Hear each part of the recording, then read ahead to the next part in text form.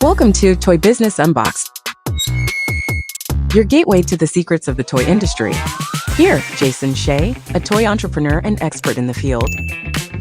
Every product we develop is really inspired by some of the real life experience that we have with our son.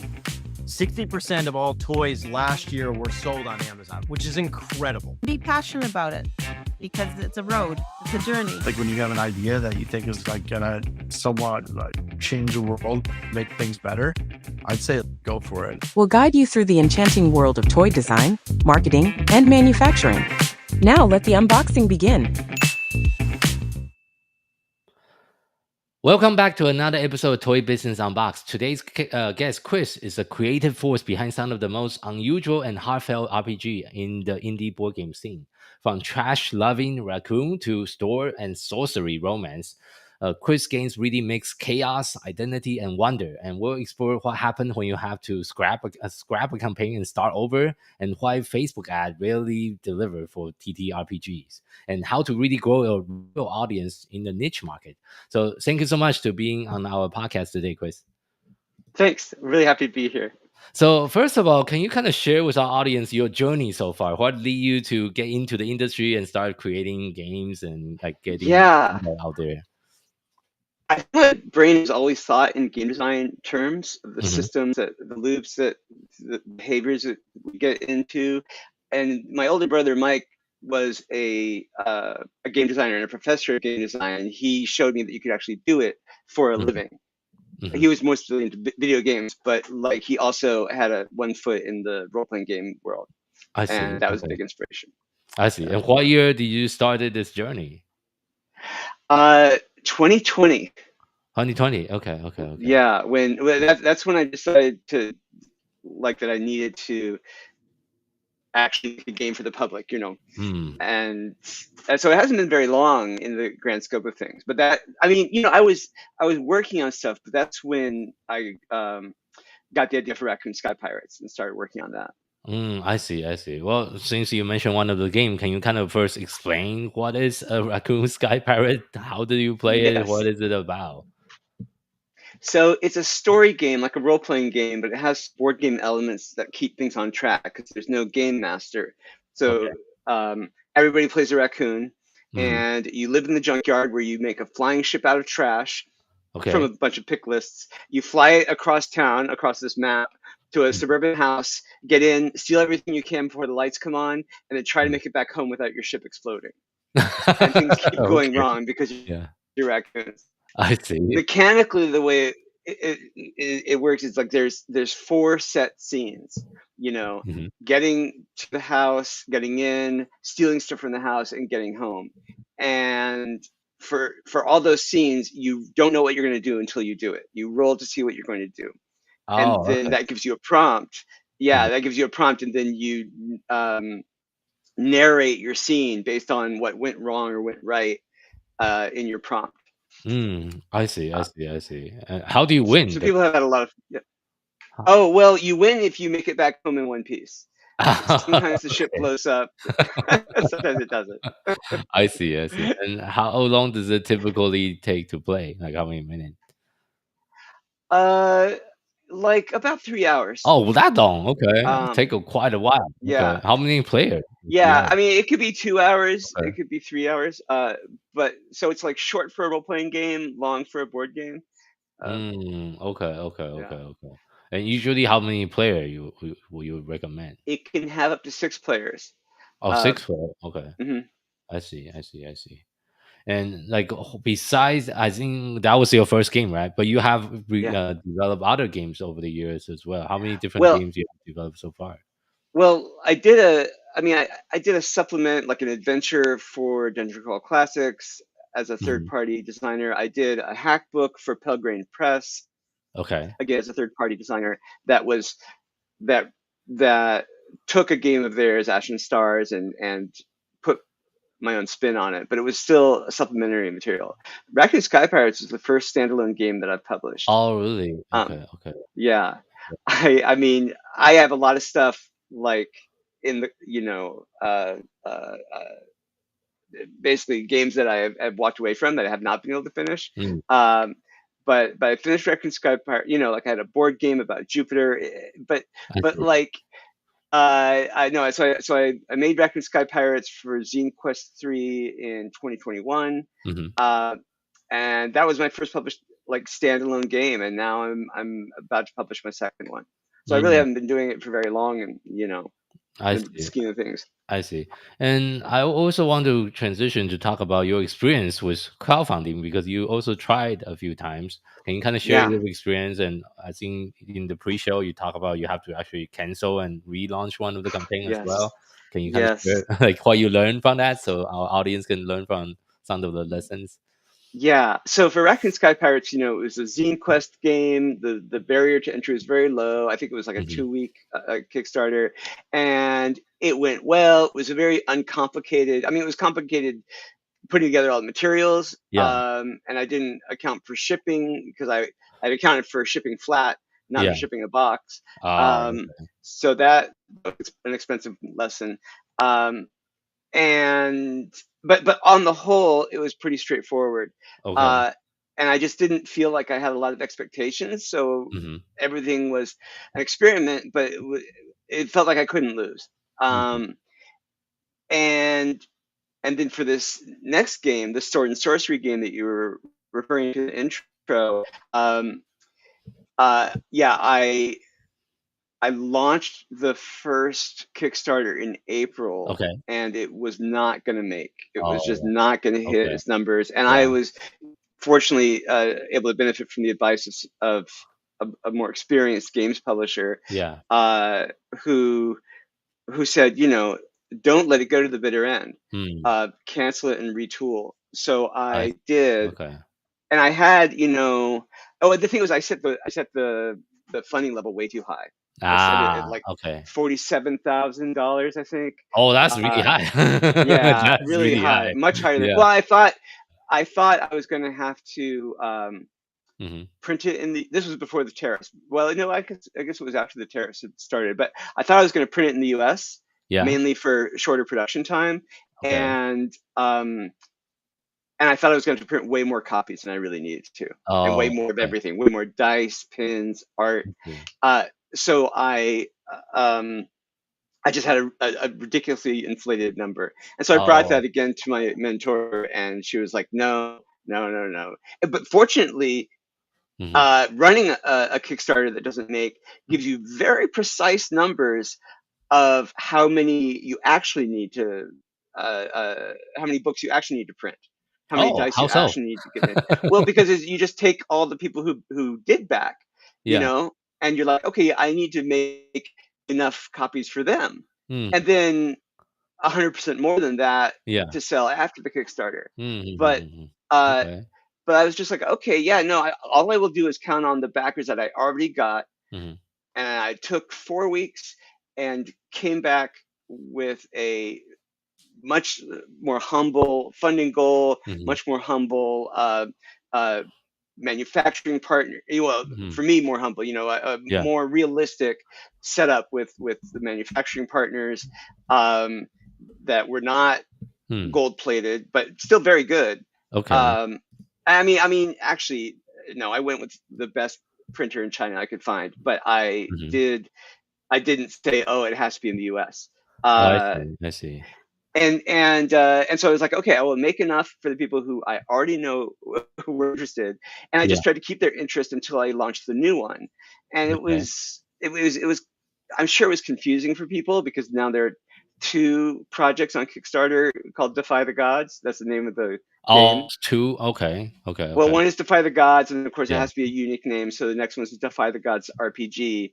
And Oh, okay. fortunately, all the backers came back. More backers came in, and I also by that time I was just getting really good at posting to social media every day. I see. I Okay. I contracted with a friend of mine who has a lot of contacts in the industry, and Mhm. he sent emails to tons of media people. Oh, nice. Okay. So RPG that media, helps. small Yeah. media, and we just kept working it. Um, Mhm. and also in the first campaign, it was confusing because I had messed up shipping. I wanted to charge Ah, shipping after the campaign was over, okay. and I had I'd set it up wrong. I had just misread the Oh, Kickstarter, I see. setup options, and so I had to just cancel a whole bunch of reward tiers and make duplicates of them. Ah, Incredibly frustrating for yeah, my backers, yeah, which I heard about firsthand from my family. yes. Uh, and Yeah, um, and so the second time, not only did I know exactly how many books and dice and pins I needed to make, yeah. uh, or at least commit to making, I knew a lot better how to set up the whole project. And so Mm, yeah, I got very accurate, very precise numbers for what my funding goal should be, and I just went for that. I see. But for this second round, well, Mhm, thank you so much for sharing all the things that's different. mhm. Besides the book, does it also have a board games element to it? This wasn't actually. Oh, I am okay, getting dice made. okay. Yeah, I'm getting dice made, and I'm getting, and I encourage people to use them with the game, but you don't have to. This one's a straight up role playing game, like a book you can get at Barnes and Noble. Oh, okay, Um, okay, okay. yeah, but it's not. What I want to say, it's a very conventional role playing game, and a lot of, well, for an indie role playing game. But Yeah, I am looking forward to getting back to the interplay between role playing games and board games with the next version of Raccoon Sky Pirates. And I I want to see. do that Yeah, because much I think bigger. role playing game is almost like a niche within the niche. It's really hard to Hmm. find people that's really passionate about it. Like personally, Yeah. I don't have time for like 3 hours to play a role playing game myself. Right. So I Right. usually just play a very simple board games or card game with my family. It's not a Yeah. 3 hour Yeah. engagement. So Yeah. No, it's true. It's a long time. I mean, this is a big barrier to entry. It's just how mhm, long it takes to play a complete sort of episode of your mhm, of mhm. your ongoing story. For the people who Yeah. love it, really love it. For those Mm. of us who love it, it's like there's nothing like it. It's just the best thing in the world. I see, I see, I see. Do you find it is hard for you to find player that usually you can engage with? Because I know there's a lot of D&D fans, but outside of D&D, that's like it's hard to get tractions. So Yeah, it's true. D&D just has so much market presence. yeah. Um, and again, like, fortunately, the internet makes it easy to find any community, no matter how atomized and tiny. Mhm. Um, so I've been very lucky to find a couple of good gaming groups here in Columbus and a ton of them Oh, okay. online. Like the pandemic in a way made online gaming so much more mainstream. Mm-hmm. Um, so uh, that means that I'm never short of people to play with. So I that's good. see, I see, I see. So that sounds. So what other strategy have you tried so far for you to find your audience for your To game? sell to, Yes. Yeah. yeah. So it's true. I did say that Facebook ads aren't worth it for tabletop role playing games. Okay. But I'm not even sure if that's true for all tabletop role playing games. It was Mm. true for my game because my I, game is a queer adventure romance, yeah. uh, and that that audience, that sort of queer audience or audience who is interested in queer romance, turns out is really not on Facebook. Or you I know, see. Okay. Interesting. they're on Tumblr. They're on Tumblr a lot. Yeah. Tumblr. Okay. So I Okay. started posting to Tumblr, and I I see. blazed my post on my. I had made a big blog post on Tumblr, and I blazed that, Okay. uh, Okay. uh, I uh, see. following the advice of Mhm. another good friend in the industry who's more Mm. experienced than I am, and Yeah. that was fantastic. That had a lot of returns, but Mhm. it's because it's got this queer romance Yeah.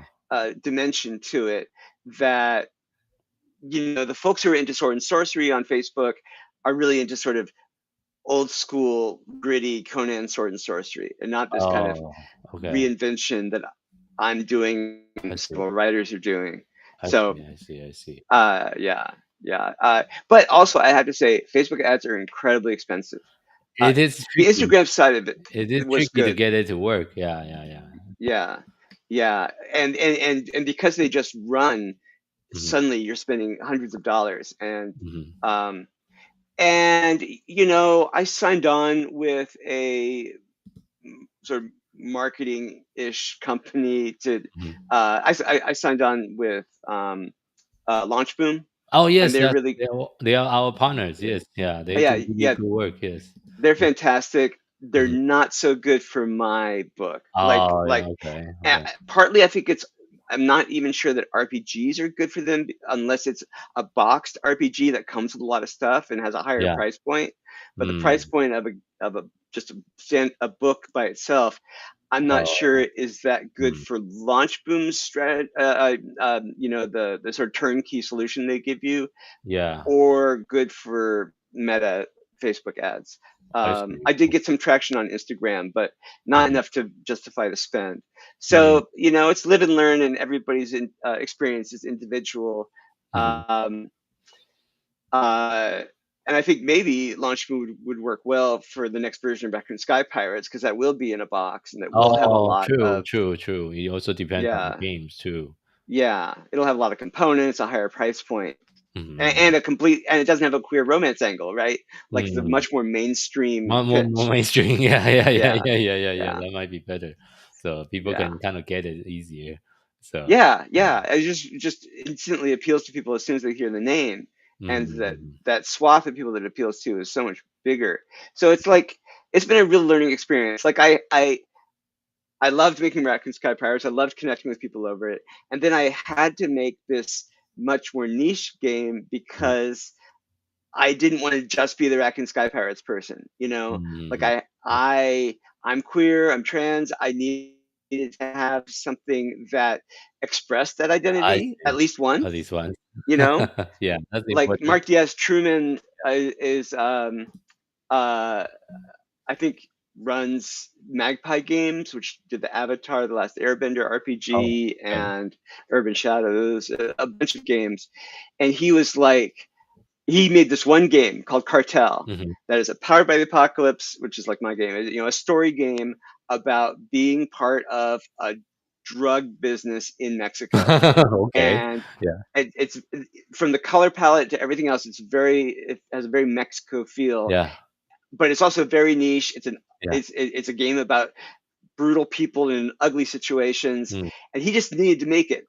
I remember he was saying this to a bunch of us, like he just needed to make it, and then he could go back to making games with a broader appeal. And that's kind of how I feel about Defy the I Gods. see, I see, I see. Yeah, Yeah, yeah. I see. So what would you say is your biggest struggle in this journey so far? I think I think the biggest has been realizing how niche that is Ah, and okay. coming to terms with it, like Yeah, a lot of people advised me yeah. not to foreground the queer elements, Mhm. and that was smart business advice. Yeah. Um, and Mhm. I still I made a sort of authorial decision counter to my business hat, put on the author hat instead of business hat. Uh, and I'm glad I did it. I'm very, I wouldn't change a thing. Mhm. But then I needed to strategize with that baked in, Mhm, and I, mhm. I, I needed to really be like, okay, all right, so you're going to reach 400 people with this Kickstarter or something like that, you know, Hmm. uh, uh, uh, and just you're taking the hit and gear down and bake that into your strategy. Um, because like again, you, I think you were saying in the intro that like nobody sees the product's struggle. Uh, Mhm. um, it's easy for me to look at the successes, including the successes in the queer community, like Yeah. indie RPG story games, story role playing games that are like all about queer themes and have a very queer Mhm. vibe to them. Some of them do hundreds of thousands of dollars on Kickstarter and then Mhm. become legends. But when I say some, I mean like one or two, Mm. and they're by one or two giants in my niche of a niche of a niche industry, Mm. Yeah. and so that's survivorship bias, right? Like Mm. I can't compare how I'm going to do it to how they have done. And I Yeah, don't see yeah. all the struggle that they put in to To make it get to happen. that Yeah, to point. get to that point. Yeah, Exactly, yeah. exactly. That's 100% true. So I guess what is next? What is your plan for the next year and for the foreseeable future for the company? What other games are you working Yeah. on? Any interesting project you'd like to share? Well, like definitely, it's going to be Raccoon Sky Pirates Deluxe. Okay. With bottle caps and a ship you make with jigsaw puzzle pieces, and and really try to make this little janky game be janky on a bigger scale. Okay. I'm very excited for that. And then I'm not sure. I see. I think it'll depend on how Defy the Gods does. Okay. Um, I mean, I have a ton of ideas. There's a spy game I've been wanting to make for a long time, but I just know that, because it's really just me here. There's a bunch of contractors who come on when things ramp up. Yeah. But I've also come, in addition to coming to terms with how niche some of this one game is, I'm coming to terms with how slow it is to make games when you're just a one-person shop. So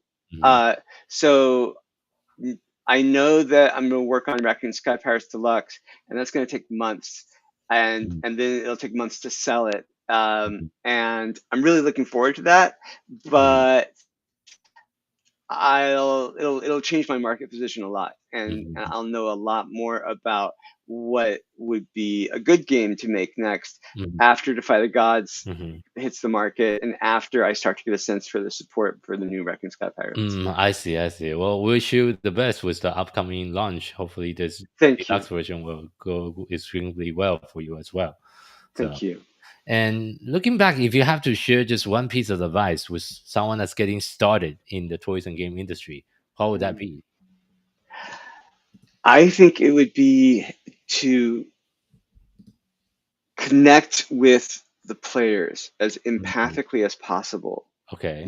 Know what their experience is, stay very close to their experience, and devote everything that you make in designing the game and publishing and marketing the game toward enhancing that player experience. I think game design is the most empathetic of all arts, because you're creating an experience. And a lot of us got into it for the godlike perspective of making all these systems and worlds that people interact with. But I really, at least for me, it has really paid to think very much about, to center the player and center their experience.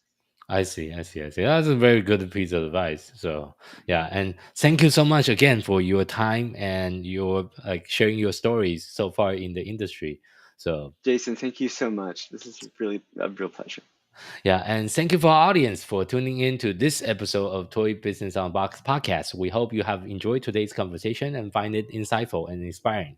If you like what you have heard, be sure to subscribe to our podcast on your favorite platform so you never miss an episode. We really appreciate your support and would love it if you can leave us a review and share the podcast with your friend and colleague.